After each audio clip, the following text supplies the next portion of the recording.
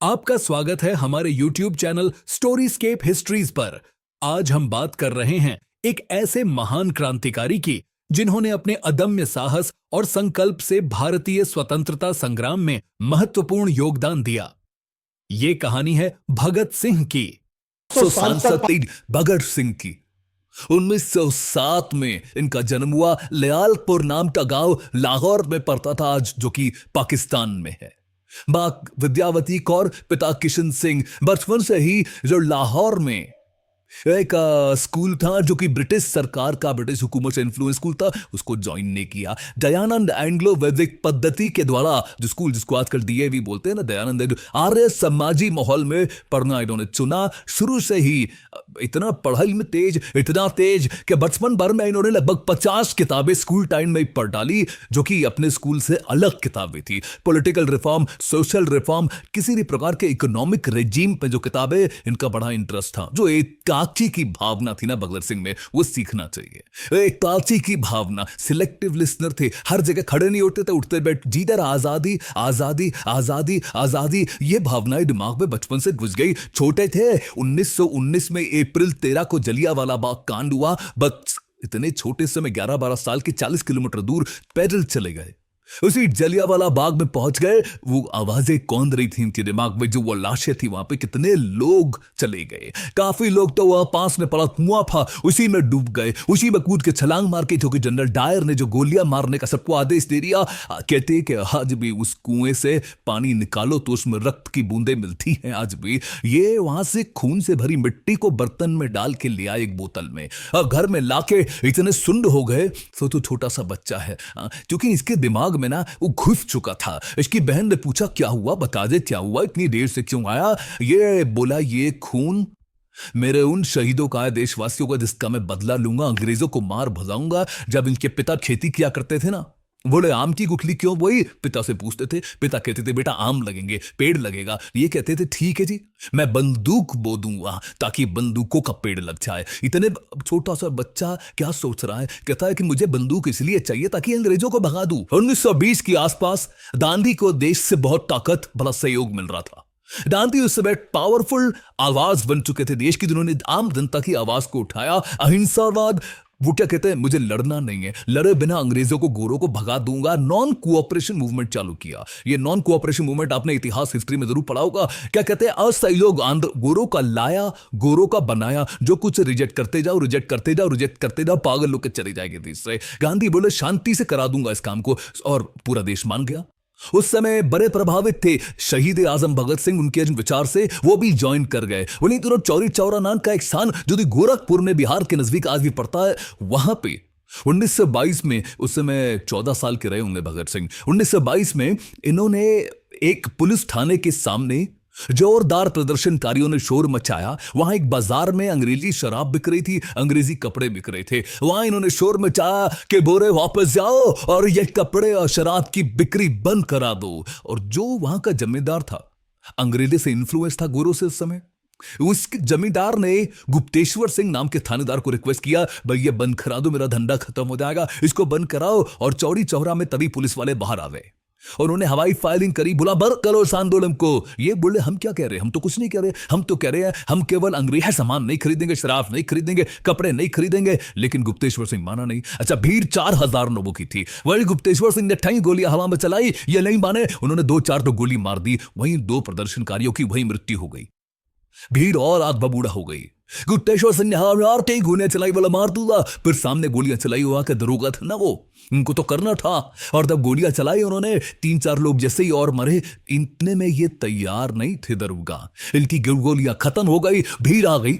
और भीड़ ने जब इनकी गोलियां खत्म हुई तो उनको मारना शुरू किया पुलिस वालों को, और मारते मारते ये भगा के उनको थाने में लेकर थाने को आग लगा दी। कई 17 पुलिस कर्मियों की उसी थाने के अंदर मौत हो गई, आग के नीचे जल गया। और वहां पे गांधी को बहुत आहत हुई। बोला, मैं कह रहा हूं असहयोग, अहिंसा, और तुमने इतनों को मार दिया। वो दिन नॉन कोऑपरेशन मूवमेंट गांधी ने वापस लिया, और जैसे ही मूवमेंट वापस लिया, ये लोग परेशान हो गए। भगत सिंह और उनके जितने प्रकार के उसी विचारधारा के लोग, वो बोले, 2 दल बन गए। गरम दल नरम दल।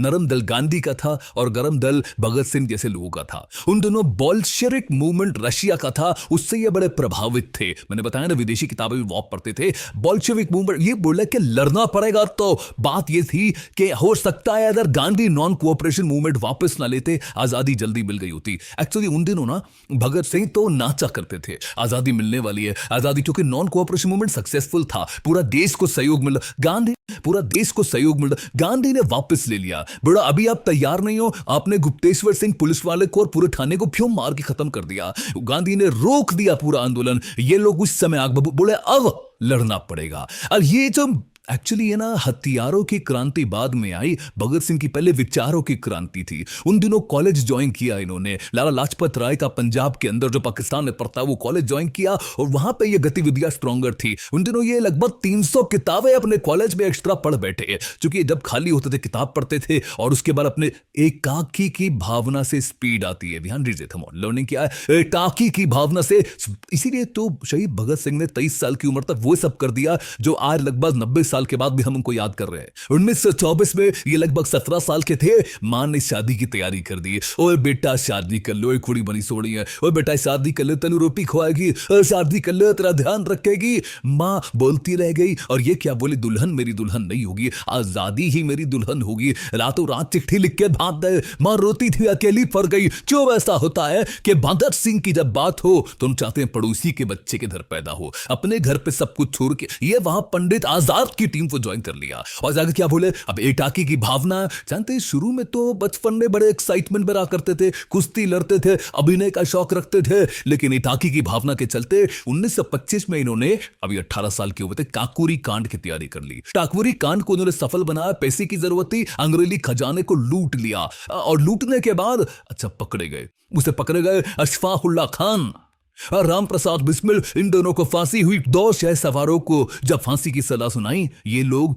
टूटने के लिए नहीं बने थे, ये तोड़ने के लिए बने थे। राम प्रसाद बिस्मिल की वो याद आ गई इनको बाद, सरफरोशी की तमन्ना अब हमारे दिल में है, देखना है जोर कितना बाजुए कातिल में है। क्या मतलब, सरफरोशी, कटा लूंगा अपना सर, ये मेरी तमन्ना है, और तेरी बाजू में कातिल दम कितना है, मेरी तमन्ना ज्यादा बड़ी है गला कटाने की कि तेरी बाजू में ताकत कितनी है, वो आके देखते हैं। ये आपने सुना तो होगा, मतलब पहचानिए, ये इसको बोलते हैं विचारधारा। सरफरोशी की तमन्ना, अपना गला कटा लेने की तमन्ना, वो ज्यादा बड़ी है कि तेरे बाजू में जोर मेरी कत्ल करने का बाजुए कातिल में है। दुशहरा ग्राउंड में चले गए, लिखने में बहुत तेज हुआ करते थे उन दिनों, पत्रिकाओं में, अखबारों में ये लेख लिखा करते थे सोशल रिफॉर्म्स के बारे में, अंग्रेजी हुकूमत के खिलाफ, तभी अपने नाम से कभी बेनामी लेख लिखा करते थे और ये वहां जाके पर्चे बांटने लगे। दशहरा ग्राउंड में हजारों की भीड़ होती है, अपनी टीम तैयार करनी है, इनको लोग जोड़ने हैं, अंग्रेजी हुकूमत के खिलाफ पर्चे बांटते पकड़े गए, वहां बम फोड़ के भागने लगे, फिर पकड़े गए। और इस बार इनसे अच्छा कोर्ट जानती थी कि इसको छोड़ना नहीं है, पुलिस जानती थी अंग्रेजी हुकूमत छोड़ना नहीं है। जब बेल की बात करी 60,000 रुपए मांग लिए। ये 60,000 रुपए थोड़ा सा मैं चाहता हूं आज व्यूअर्स को कि विजुलाइज करो, आज के 60,000 रुपए नहीं, 90 साल पहले के 60,000 रुपए। कितने कितने खेत बेच के वो जमानत दे के इनको बाहर निकाला, ये अगली तैयारी में लग गए। 1928 में जब लगभग 20 साल के थे, लाला लाजपत राय, जो कि थे तो उनके गुरु के समान, लेकिन विचारधारा में फर्क था। लाला लाजपत राय नरम दल के थे, ये गरम दल के थे। उन्होंने कन्विंस कर लिया कि साइमन कमीशन के खिलाफ हम नारेबाजी करेंगे, लाहौर में ऐसी नारेबाजी करेंगे कि साइमन कमीशन वापस जाओ, वापस जाओ, वापस जाओ, बिना हथियार के करेंगे। ये लाला लाजपत राय के कहने पे आ तो गए, लेकिन वहां पुलिस वालों ने इन पे इतना लाठीचार्ज किया, इतना लाठीचार्ज किया, लाला लाजपत राय को कोई चोटें आई और उसके बाद अस्पताल में उनका इलाज के दौरान देहांत हो गया। वो बोले थे कि मेरी मौत ब्रिटिश सरकार की ताबूत पे आखिरी कीज साबित होगी। भगत सिंह, राजगुरु, जयगोपाल, चंद्रशेखर, हालांकि ये लाला लाजपत राय को पसंद नहीं करते थे विचारधारा में, लेकिन उनकी मौत से आहत बहुत हो चुके थे। बोले पिता हमारे इनकी मौत का बदला तो लेना पड़ेगा। जेम्स स्कॉट, जिसने ये मारने का आदेश दिया था, उस पर गोली मारेंगे अब हम। चारों ने तैयारी कर ली, वहां कोतवाली के सामने लाहौर में चारों ने अपनी अपनी जगह बना ली और स्कॉट के बाहर निकलने का थाने से इंतजार कर रहे थे कि गोली मार के भागेंगे। उसको गलती हो गई, स्कॉट की जगह डिप्टी सुपरिटेंडेंट ऑफ पुलिस उस समय सॉन्डर्स, वो बाइक से निकला और राजगुरु ने उस पर गोली चला दी। एक गोली मारी उसको, यहां भगत सिंह भाग के आए, 3 गोली सर में और मार दी, इंश्योर कर दिया खत्म कर दे। पीछे से एक वही थानेदार हिंदुस्तानी था, वो भागते हुए आया था उस समय। बोला चंद्रशेखर आजाद ने तुझको नहीं मारना चाहते, तू इंडियन है, वापस चला जा। लेकिन क्योंकि वो पुलिस के इन्फ्लुएंस में ब्रिटिश सरकार के था, उसको और एक गोली मार के भाग गए। डीएवी कॉलेज था वहां पे, उसकी बिल्डिंग के पीछे से, क्योंकि वहां इनकी चलती थी, दो छुपते छुपाते भाग के निकल गए। धरपकड़ चालू हो गई। इन्होंने क्या किया, अगले दिन, अभी यहां रुके हुए, अगले दिन पर्चे में। अगर आपको यह कहानी पसंद आई हो और आप इसके दूसरे भाग को देखना चाहते हैं तो हमारे चैनल को सब्सक्राइब करें और बेल आइकन को दबाना न भूलें। स्टोरीस्केप हिस्ट्रीज पर हम और भी दिलचस्प कहानियां लेकर आते रहेंगे। धन्यवाद।